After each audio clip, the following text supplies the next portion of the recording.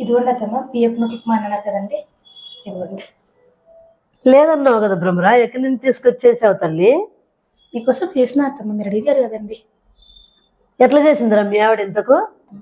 అతి కష్టపడి నీకోసం బియ్యం తీసుకొని దానిని మిక్సీ వేసి పొడి చేసి చేసింది నీకోసం.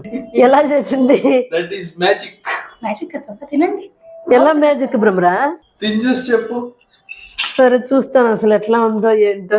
అవును, బియ్యపురవ్వ లేదన్నావు కదా, ఎట్లా చేసేసావు భ్రమరా ఇంతకు? నువ్వు ఏమి సౌండ్ లేకుండా ఎక్కడ చేసుకొని వచ్చేసావు? మీకోసం అలాగే చేసా అత్తమ్మ, మీరు అడిగారు కదా. మరి ఇంతకు ఒట్టిదేసేదన్నా పొడన్న వెయ్యమ్మ, ఎట్లా తింటా దీంట్లో? ఇదిగో నీకోసం. ఏంటి నాన్న ఇది? ఉండు అసలు చూద్దాం ఏం చేశాడు ఇంతకు. ఎవరు చేశారు ఇంతకు ఇది? ఇది మా ఆయన చేశారు అత్తమ్మ, మీకోసం వెళ్ళిపోయి కారం. ఎల్లిపాయ కారం చేసావా? ఎవరు మీ ఆయన చేశాడా? ఓహో, నేను చేసినట్లు వచ్చింది. బాగుంది, టేస్ట్ చాలా బాగుంది నాన్న. మరి ఉప్మా అత్తమ్మ? అసలు అదే అర్థం కావట్లేదు, ఏంటిది ఉప్మా అనేది. టేస్ట్ అయితే బాగానే ఉందమ్మా ఉప్మా, మరి ఎలా చేసావు ఏంటో నాకే అర్థం కావట్లేదు. టేస్ట్ మాత్రం సూపర్గా ఉంది. బియ్యపు నూక ఉప్మా అత్తమ్మ, మీరు అడిగారు కదండి. ఏది లేదన్నావు కదా బ్రహ్మ, ఎట్లా చేసేది ఇంతకు? మీకోసం తెచ్చాను అత్తమ్మ, చేసుకొని తీసుకొచ్చేసాను. షాప్ కూడా పోలేదు కదా. సరే ఇంతకు ఏం చేసావు చెప్పు తల్లి.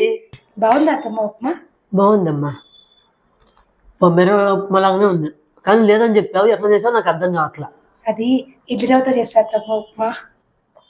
పెళ్ళైన కొత్తల్లో ఎప్పుడో ఇంట్లో ఏ సరుకులు ఉంటే ఆ సరుకులు అడ్జస్ట్మెంట్ చేసుకొని చేసుకోవాలమ్మా, లేకపోయినా అని చెప్పినందుకు ఇడ్లీ రవ్వ వేసి ఉప్మా చేసి పెట్టిందంట నాకు. చూడండి మా కోడలు అడ్జస్ట్ అయిపోయింది, బాగా చాలా అడ్జస్ట్ అయిపోయింది.